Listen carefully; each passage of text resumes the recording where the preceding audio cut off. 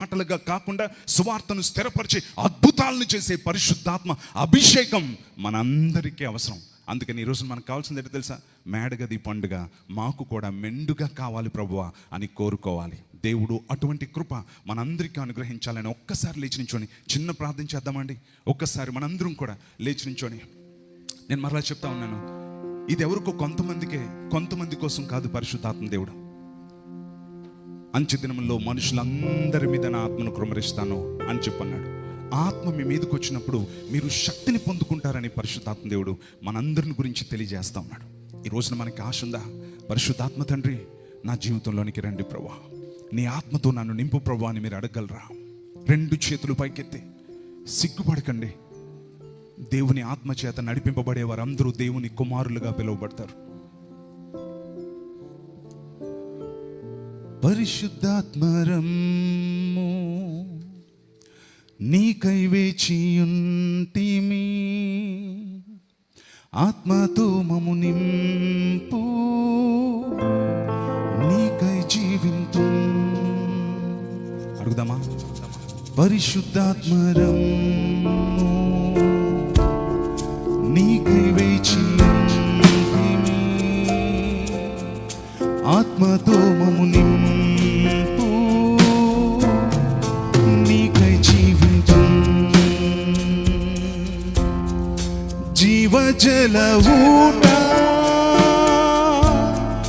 నిత్య జీవనది,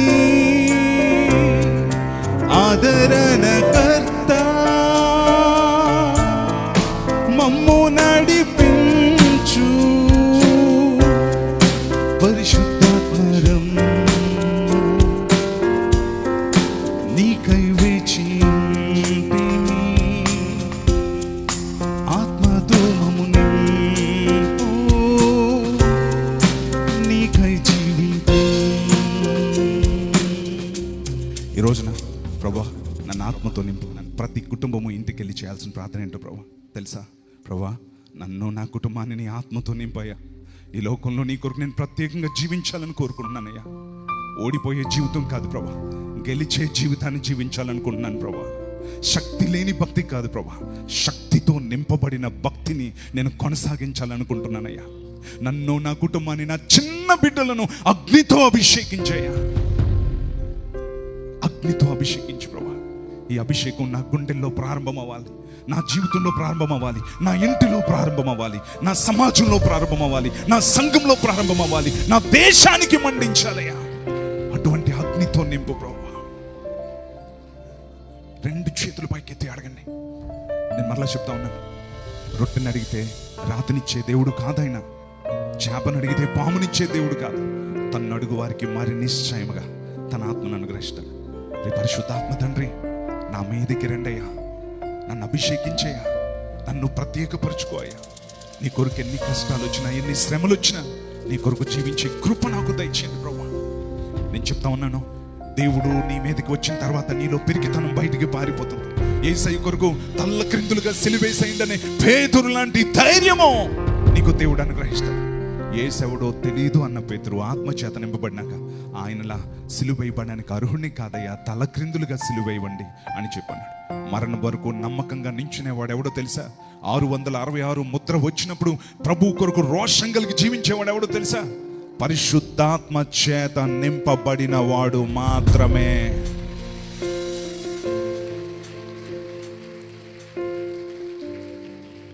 ఈ అంచె దినాల్లో క్రైస్తవ సంఘానికి అత్యవసరం పరిశుద్ధాత్మ దేవుని యొక్క కృమరింపు.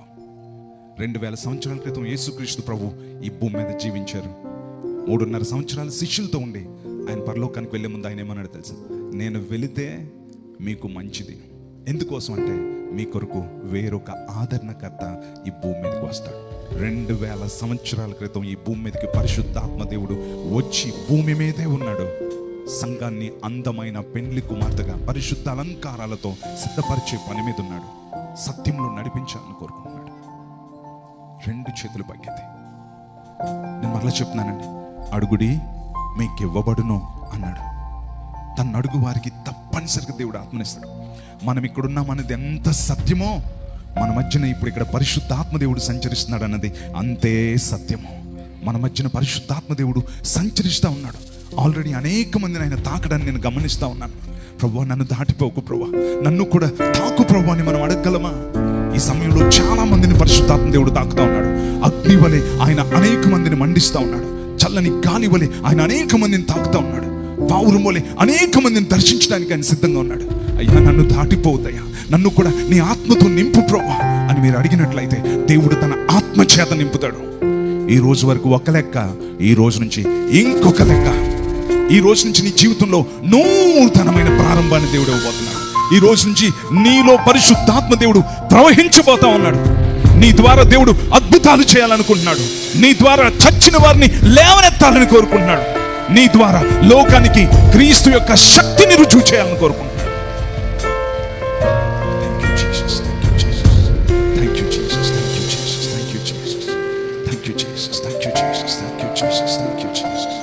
Oh, hallelujah, hallelujah, hallelujah, hallelujah. Oh, hallelujah, hallelujah, hallelujah. Oh, hallelujah, hallelujah, hallelujah. Hallelujah, thank you Jesus. Thank you Jesus. పరిశుద్ధాత్ముడు యేసుని మహిమ పరచాలని నిన్ను ప్రేరేపిస్తా ఉన్నాడు. Thank you Jesus అని చెప్పండి. Thank you Holy Spirit God. Thank you Jesus. Thank you Jesus. Thank you Holy Spirit God. Hallelujah, hallelujah. Hallelujah, hallelujah. Thank you Jesus.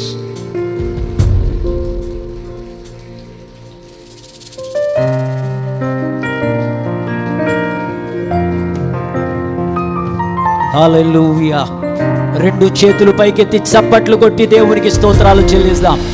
పరిశుద్ధాత్మలో ఆయనను స్తుతిస్తాం. నోరు తెరిచి 2 నిమిషాలు కనీసం అన్య భాషలతో మాట్లాడదాం. ఆయన ఆత్మ మనలను ఆవరిస్తూ ఉంది. పరిశుద్ధాత్మ మన మీదికి వచ్చినప్పుడు అపవాది మోపిన ప్రతి కాడి ఆత్మ అభిషేకము ద్వారా ఈ గడియలో విరగగొట్టబడుతూ ఉన్నది. హల్లెలూయా.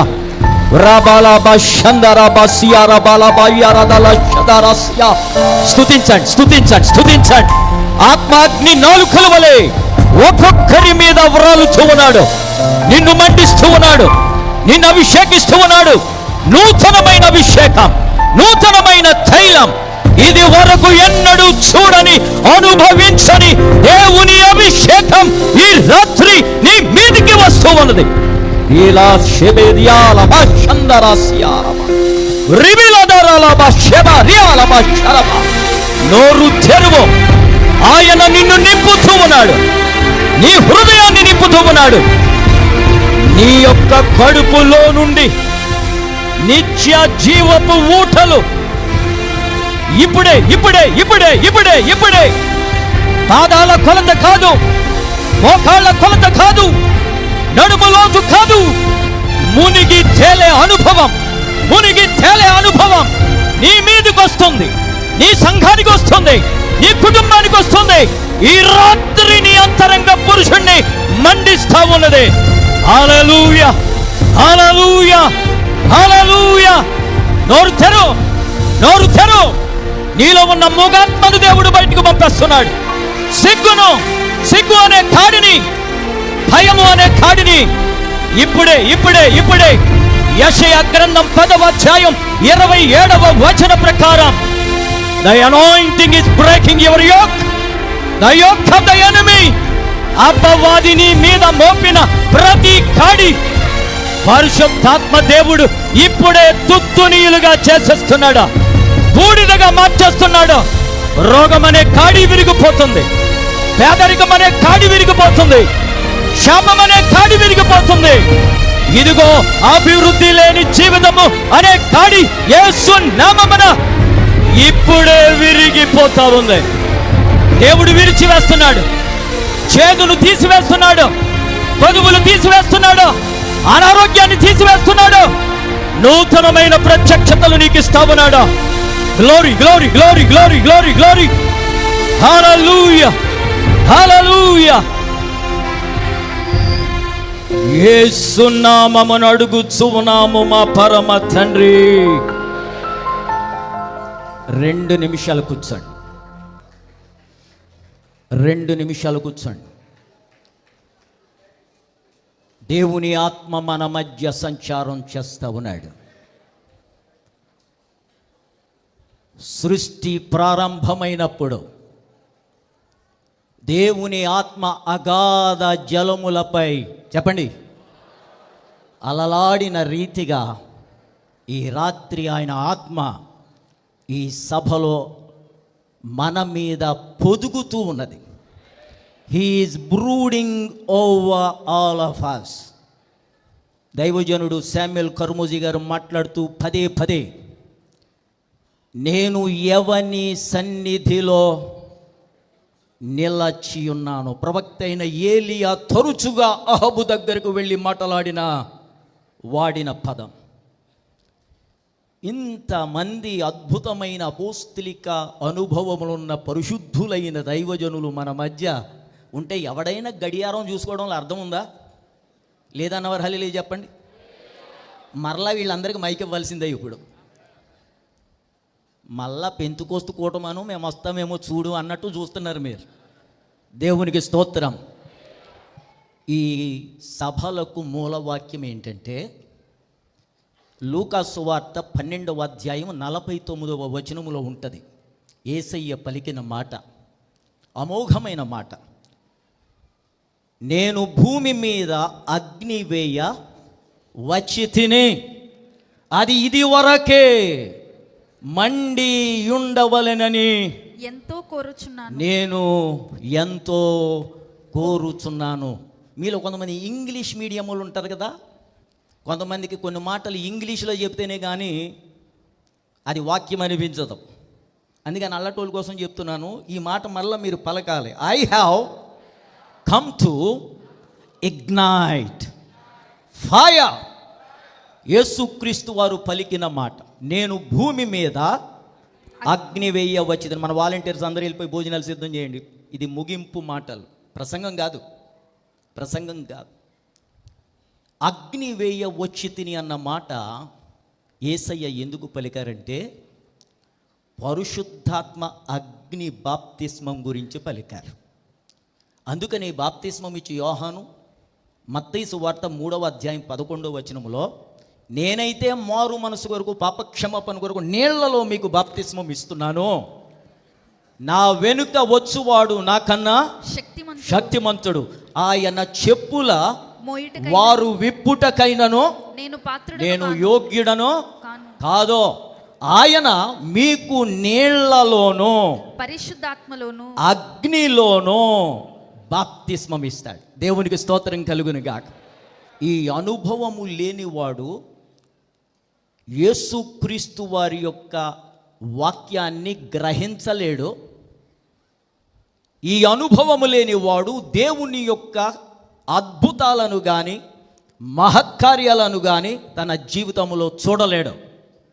చాలామంది పరిశుద్ధాత్మను గురించి బోధిస్తారు, బోధ వేరు, అనుభవము వేరు.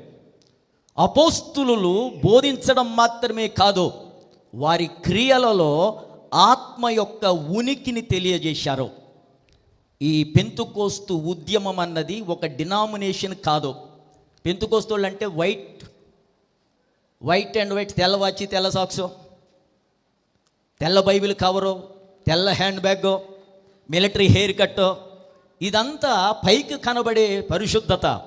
కానీ పరిశుద్ధాత్ముడు వచ్చినప్పుడు మాటలు పరిశుద్ధం, చూపులు పరిశుద్ధం, నడక పడక, తిండి త్రాగుడు, ఆ యొక్క వ్యక్తిత్వం అన్నీ కూడా ఒక నూతనమైన రీతిగా దేవుడు మార్చేయబోతా ఉన్నాడు. ఈ రాత్రి సభను వీడియోలో అలాగనే ఇంటర్నెట్లో, యూట్యూబ్లో, ఫేస్బుక్లో చూస్తున్న మీకు కూడా దేవుడు ఈ వాగ్దానాన్ని మీరు ఎక్కడ ఉంటే అక్కడ ఈ రాత్రి పరిశుద్ధాత్మ యొక్క శక్తిని మీరు కూడా అనుభవించబోతున్నారు. హల్లెలూయా చెప్పండి. హల్లెలూయా.